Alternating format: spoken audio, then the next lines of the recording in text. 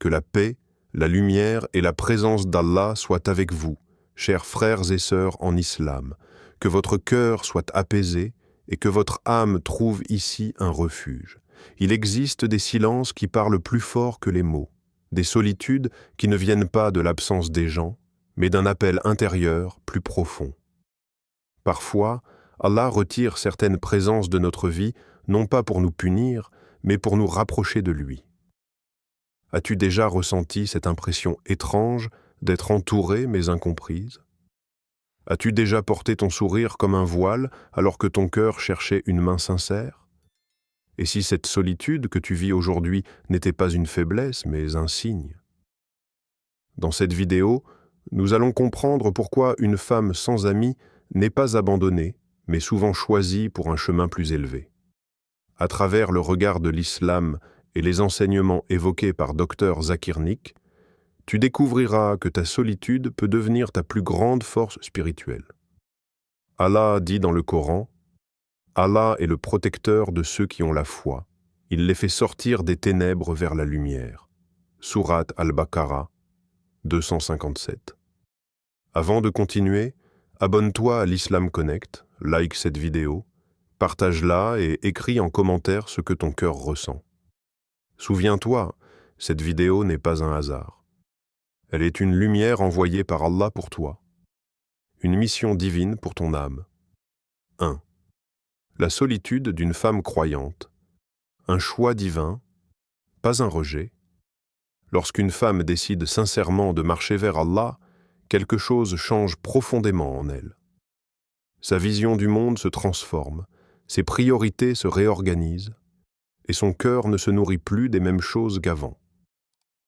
Ce qui amusait autrefois la majorité, les discussions vides, les relations basées sur l'intérêt, les plaisirs sans sens, ne parvient plus à combler son âme. Ce n'est pas un mépris du monde, mais une lucidité nouvelle. Elle comprend, parfois sans pouvoir l'expliquer, que son cœur aspire à plus pur, plus vrai, plus éternel. Cette transformation intérieure crée naturellement une distance.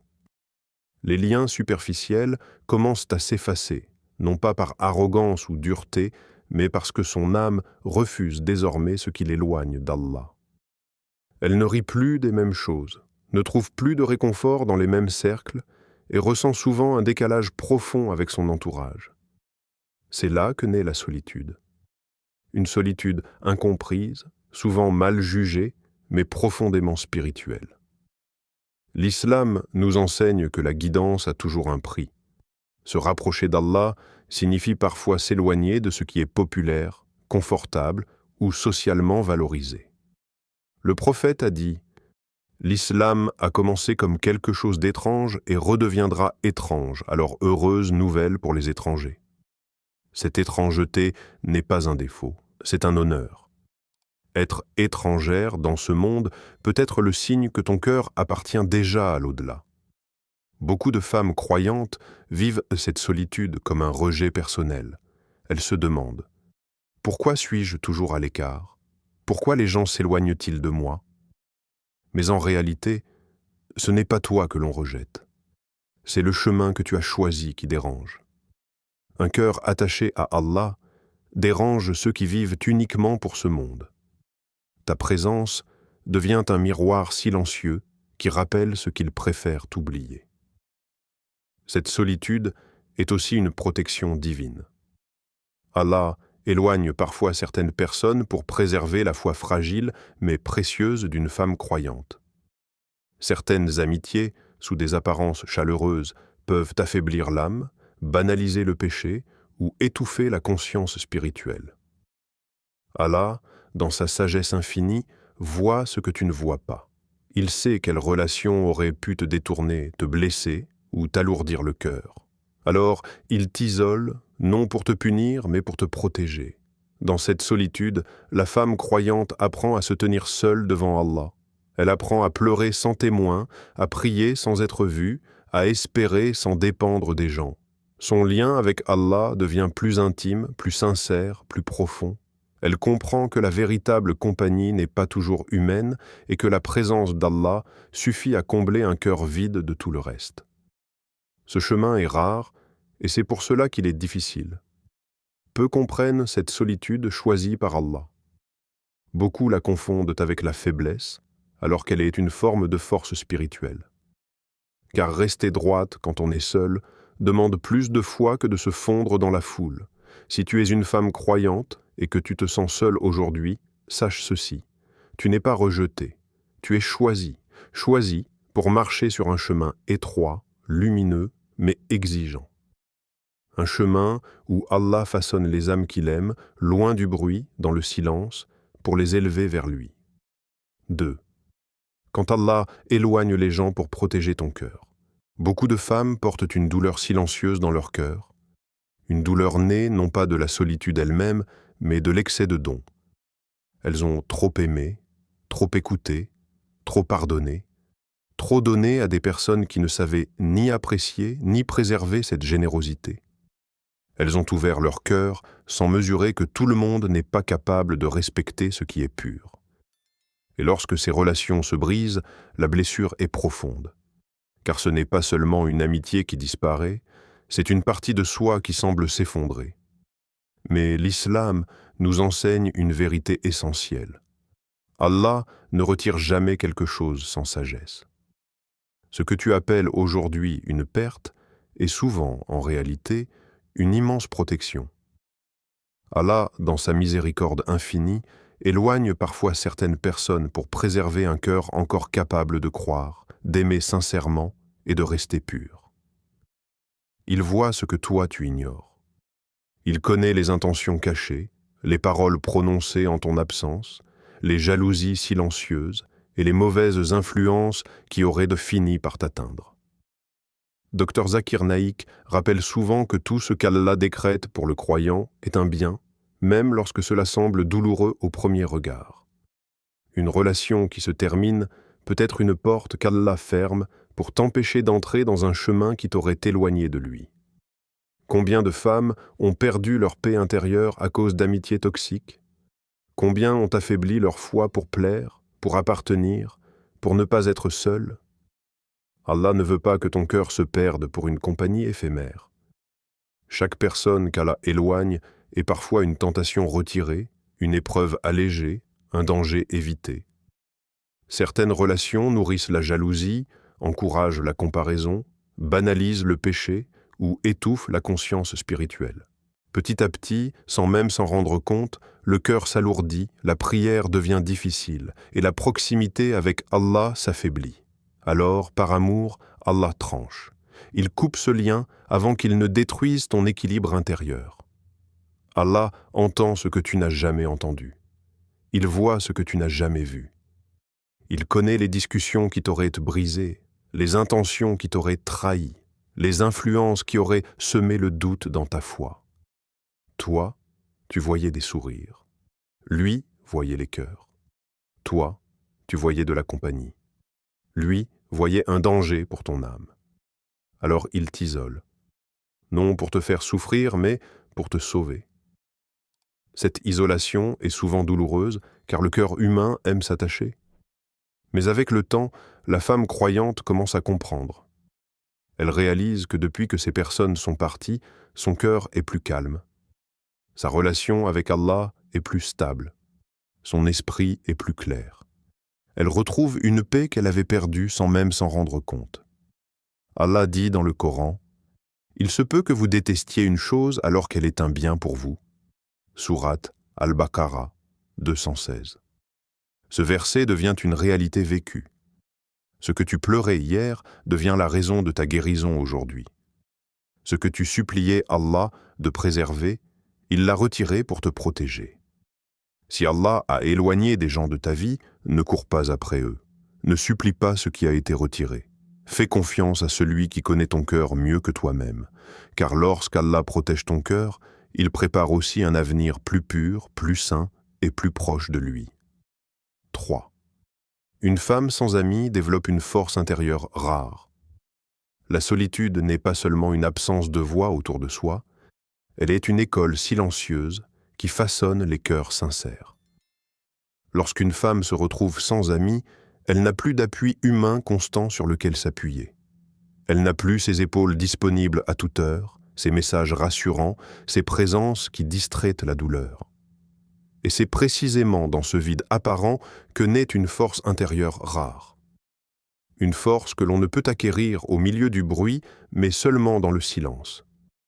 La solitude apprend à une femme à se tenir droite seule. Elle l'oblige à affronter ses peurs, ses doutes et ses blessures sans fuite possible. Elle n'a plus d'autre choix que de regarder son cœur en face. Et lorsqu'aucune oreille humaine n'écoute, elle lève naturellement les mains vers le ciel. Elle commence à parler à Allah avec une sincérité nouvelle, sans mise en scène, sans filtre, sans attente humaine. Ses duas deviennent plus profonds, plus vrais, plus intimes. Dans le silence de la nuit, quand le monde dort et que les distractions disparaissent, la femme seule découvre une autre forme de compagnie. Elle trouve refuge dans la prière, dans la lecture du Coran, dans le dhikr qui apaise l'âme. Ce sont des moments où son cœur se reconnecte à sa source. L'islam valorise profondément cette relation directe avec Allah, loin des regards, loin des foules. Le prophète a évoqué la grandeur de ceux qui se rappellent Allah dans la solitude, car c'est là que la foi est la plus sincère. Peu à peu, cette femme développe une stabilité émotionnelle rare. Elle n'est plus dépendante des humeurs des autres, ni de leur présence pour se sentir exister. Elle apprend à se rassurer seule, à se relever seule, à continuer seule. Cette autonomie intérieure la rend plus forte face aux épreuves de la vie. Les tempêtes extérieures ne la déstabilisent plus aussi facilement, car elle a appris à construire son équilibre à l'intérieur. Spirituellement, elle devient plus profonde. La solitude l'a rapprochée d'Allah, mais elle l'a aussi purifiée. Elle a appris à distinguer l'essentiel du superflu, le vrai du faux, le durable de l'éphémère. Son cœur n'est plus dispersé entre trop de voix, trop d'opinions, trop d'attentes. Il est centré. Et un cœur centré sur Allah est un cœur puissant. Mentalement, cette femme gagne en clarté. Elle réfléchit plus, elle observe davantage, elle comprend mieux les gens et la vie. La solitude lui a appris à écouter, à analyser, à ne plus réagir impulsivement. Elle devient plus sage, plus posée, plus consciente de ses choix. Cette maturité intérieure est souvent le fruit de longues nuits de réflexion, de prières silencieuses et de larmes versées devant Allah seul. L'une des plus grandes transformations est qu'elle ne cherche plus la validation des gens. Elle n'a plus besoin d'être approuvée, admirée ou acceptée pour se sentir complète. Elle a trouvé une satisfaction plus haute, celle d'Allah. Et lorsqu'une femme goûte à cette satisfaction divine, rien d'autre ne peut la remplacer. Les compliments deviennent secondaires, les critiques perdent leur pouvoir et les regards des gens cessent d'être une mesure de sa valeur. Dans un monde où beaucoup cherchent à être entourés à tout prix, une femme capable d'être seule avec Allah est une femme libre. Sa force intérieure est plus précieuse que 1000 amitiés superficielles. Car cette force ne dépend pas des circonstances, elle vient d'un lien solide, inébranlable avec le Créateur. Et une telle femme, façonnée par la solitude, porte en elle une lumière que rien ni personne ne peut éteindre. 4. La solitude comme purification de l'âme. Chaque période de solitude porte en elle une sagesse profonde, même lorsqu'elle est difficile à accepter. En islam, rien n'arrive sans raison, et chaque épreuve a un rôle précis dans la construction de l'âme. La solitude fait partie de ces épreuves qui purifient en silence. Elle agit comme un nettoyage intérieur, un processus par lequel Allah enlève doucement, parfois douloureusement, les attachements inutiles, les illusions humaines et les attentes excessives que le cœur avait placées dans les créatures au lieu du Créateur. Lorsqu'une femme se retrouve sans amis, elle est confrontée à un vide. Ce vide révèle ce à quoi son cœur était attaché. Était-ce l'approbation des gens, leur présence constante, leur affection? La solitude met en lumière ses dépendances et oblige le cœur à se repositionner. Peu à peu, elle apprend que les êtres humains sont changeants, limités et parfois décevants, tandis qu'Allah est constant, fidèle et toujours présent. Cette prise de conscience est douloureuse, mais elle est nécessaire pour une purification sincère. Allah utilise la solitude pour détacher le cœur de ce qui n'est pas durable. Certaines relations étant fondées sur des attentes irréalistes, sur un besoin affectif excessif ou sur une confiance mal placée. En les retirant, Allah enseigne à la femme croyante à redéfinir ses priorités.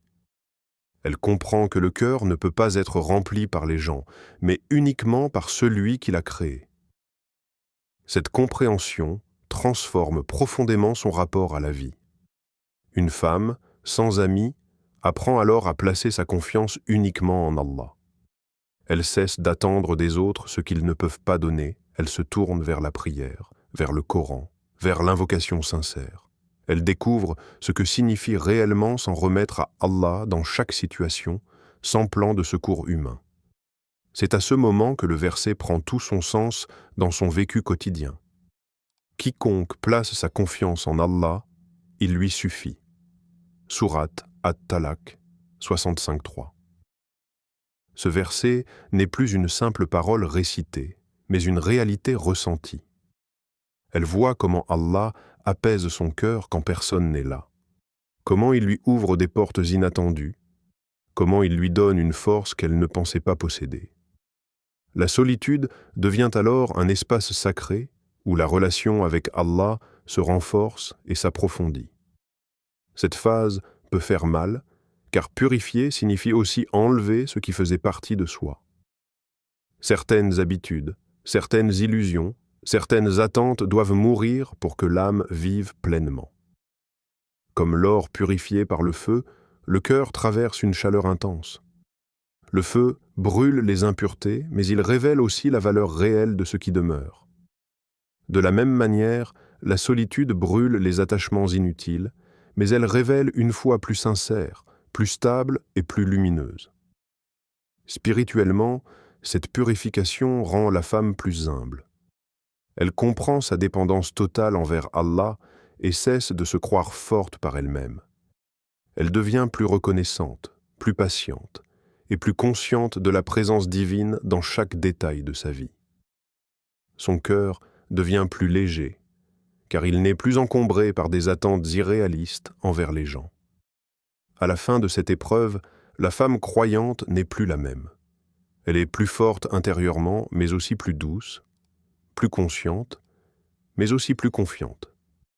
La solitude l'a épurée, recentrée et élevée. Elle a appris que ce n'est pas la quantité de relations qui donne la valeur, mais la qualité du lien avec Allah. Et lorsqu'une âme est purifiée par lui, elle devient une source de lumière, même dans le silence. 5. Après la solitude, Allah offre une compagnie meilleure. Allah n'enlève jamais quelque chose sans sagesse, et il ne prive jamais un cœur croyant sans lui préparer un remplacement plus pur. En islam, chaque perte est liée à une promesse, chaque épreuve cache une ouverture. La solitude n'est jamais une fin en soi. Elle est une étape, un passage nécessaire avant une élévation. Après la solitude vient la sagesse.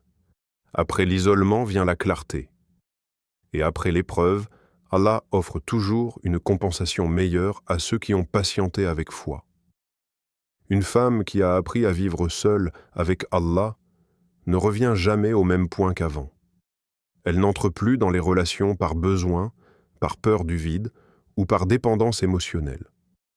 Elle choisit désormais avec discernement, avec maturité et avec conscience. Son cœur a été purifié, renforcé et stabilisé par la solitude. Ainsi, lorsqu'Allah lui accorde de nouvelles relations, celles-ci ne sont plus nombreuses, mais elles sont vraies. Elles ne font pas de bruit, mais elles nourrissent l'âme. Ces relations bénies sont différentes. Elles ne demandent pas de jouer un rôle, de se forcer ou de se perdre pour être acceptées. Elles respectent le silence, comprennent les limites et honorent la foi. Allah met sur son chemin des personnes qui l'élèvent au lieu de l'épuiser, qui la rapprochent de lui au lieu de l'en détourner.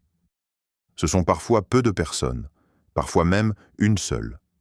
Mais leur présence suffit à combler ce que des dizaines d'amitiés superficielles ne pouvaient offrir. Allah promet dans le Coran que la patience n'est jamais perdue.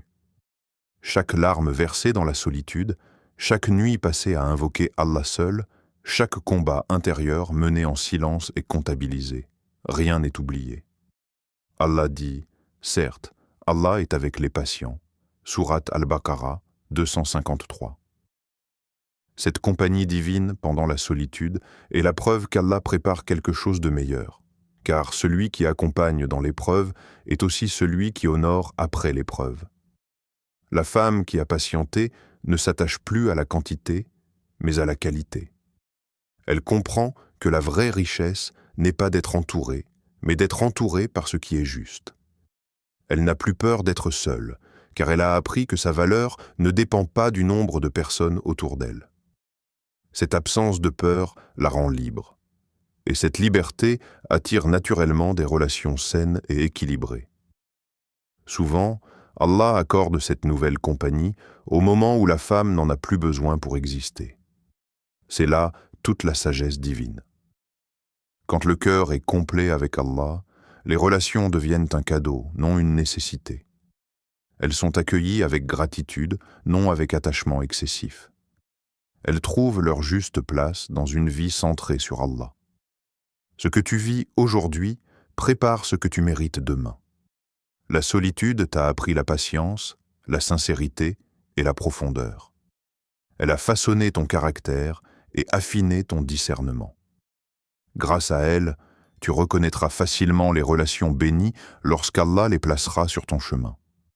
N'oublie jamais, Allah ne retarde jamais une chose par oubli ou par négligence.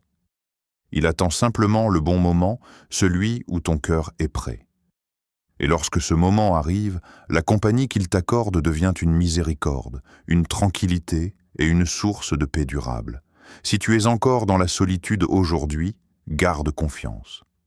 Ce n'est pas un abandon, c'est une préparation. Car après la nuit la plus longue vient toujours l'aube la plus lumineuse, et Allah n'oublie jamais ceux qui ont placé leur confiance en lui. Être une femme sans amis n'est pas un échec. Ce n'est pas une honte. C'est souvent un appel divin. Un moment où Allah te retire du bruit pour te parler doucement. Il t'apprend à t'aimer, à te respecter et surtout à le placer au centre de ta vie. Cette solitude t'a appris la patience. Elle t'a rapproché de la prière. Elle a fait de toi une femme forte, consciente et spirituellement éveillée. Beaucoup sont entourés mais vides. Toi, tu es peut-être seul, mais ton cœur est rempli d'Allah. Ne te compare jamais. Ce que tu vis est unique. Allah écrit ton histoire avec sagesse.